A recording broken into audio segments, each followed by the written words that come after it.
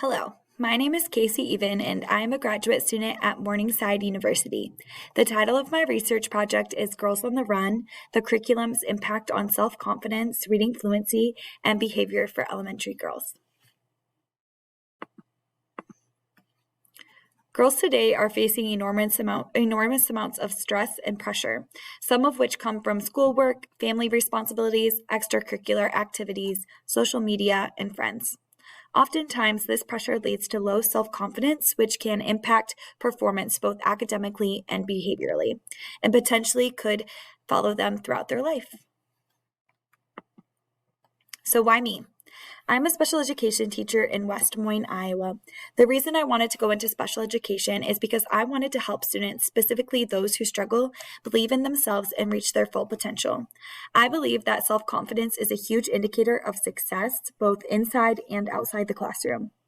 My first year of teaching pre-COVID, I was able to coach Girls on the Run at my school.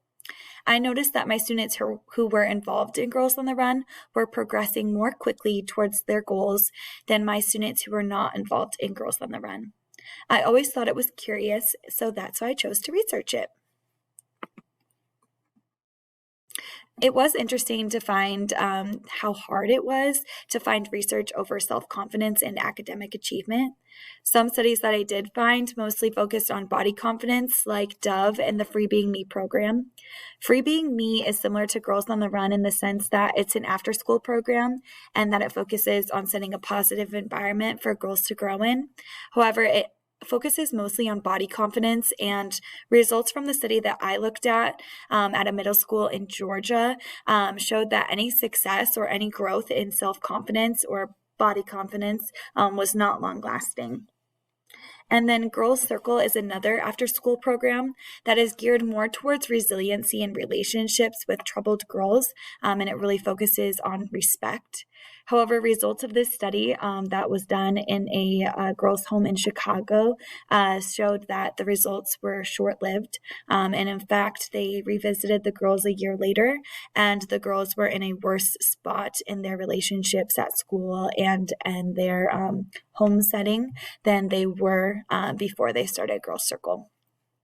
So clearly there is a gap in research on how positive youth programs or social emotional learning like Girls on the Run and confidence affect academic performance and behavior. So my research study on Girls on the Run connects to self-determination theory by Richard Ryan and Edward Deci and social learning theory by Albert Bandura. Self-determination theory helps us understand how people reach their full potential. When a person reaches self-determination, they are intrinsically motivated, which means that they do good because they want to do good, not because of a tangible object or recognition or praise. And to reach self-determination, people need to strengthen their autonomy, relatedness, and connection. And Girls on the Run covers all of these areas in the daily lessons. And then social learning theory by Albert Bandura helps us to understand how people learn to act and behave. So he believes that behavior is acquired through observing others. And to help guide people to positive behavior, role models, explicit teaching, and authentic practice are vital, which are also a part of the Girls on the Run daily lessons. The purpose of my study was to find out if the Girls on the Run program, when completed during the school day, had an effect on girls' overall academic performance, behavior data, and self-confidence. My hypothesis was that when girls in 3rd and 4th grades engage in Girls on the Run curriculum, their self-confidence will increase, which will in turn positively impact their behavior and academic performance. The participants in my study were all 3rd and 4th grade girls in my classroom. They were between the ages of 8 and 10, and they were all serviced in special education, had an IEP, whether that was academically, behaviorally, or emotionally, or both. 100% of the students were low income. 2 of the students were Black, 2 were white, 1 was Hispanic, and 1 was biracial. The materials in this study were the Rosenberg Self-Esteem Scale, where participants answer questions on a scale regarding their personal opinions about themselves, the Fastbridge CBMRs, or grade-level decodable passages, and then SWIS, which is a referral system that collects major and minor behaviors. So minors can be as little as disrespect, and then major behaviors are as big as a fight, and the Girls on the Run curriculum.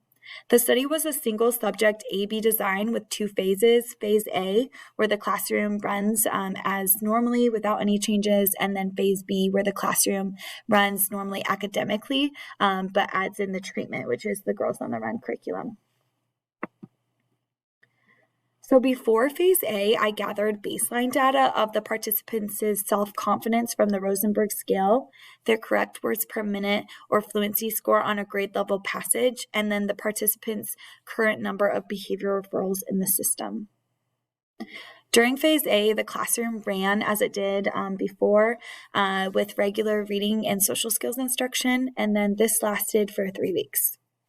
At the end of the 3 weeks, I collected data for self-confidence, reading fluency, and behavior referrals to gather that midpoint score. The following 3 weeks, or phase B, is when the treatment, or Girls on the Run, was introduced into the school day during morning meeting and closing circle, as well as that regular reading and social skills instruction. At the end of those 3 weeks, I collected data for self-confidence, reading fluency, and behavior referrals for those final scores. I used a dependent samples t-test with an alpha level of 0.05 to analyze the data that I collected. The results indicated that overall, girls did show an improvement in their self-confidence, reading fluency, and a decrease in their problem behavior. So these next tables show the means and standard deviations, and then as well as the number of participants in my study. This is before the treatment. And this is after the treatment. So those scores did improve besides that Swiss behavior, which we did want to decrease. So overall, they did show improvement in their self-confidence, reading fluency, and a decrease in their problem behavior. However, only reading showed a statistically significant increase. Although only reading fluency showed a statistically significant increase, I do believe that the program was effective because their self-confidence means increased and the problem behavior means decreased. The implications of this study show that Girls on the Run is an effective curriculum and that social-emotional learning should not be put on the back burner.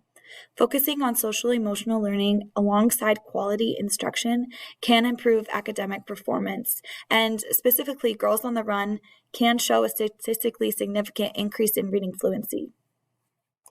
The limitations of this study were a small sample size due to the nature of my classroom. I work with a limited age group, only 3rd and 4th grade girls, and then all students were serviced in special education. We did face time constraints, and all of the students were enrolled in a suburban school district with many resources available to them. Some recommendations for future research would be to do this study in different parts of the state or the nation. Rural, urban, suburban schools with more of a variance in age, and then both students that are in special education and not in special education, and with a larger sample size. I hope that you gathered from this presentation that self-confidence and specifically academic achievement and behavior are really not anything that's been researched before. And so there is such a gap, and just thinking of our schools today and how we all know, social emotional learning is important, and just thinking of, okay, how can we move forward? What's the data behind this? What's the research behind this? So I do think it's important, and I hope that you guys enjoyed my presentation, and I look forward to answering your questions. Thank you.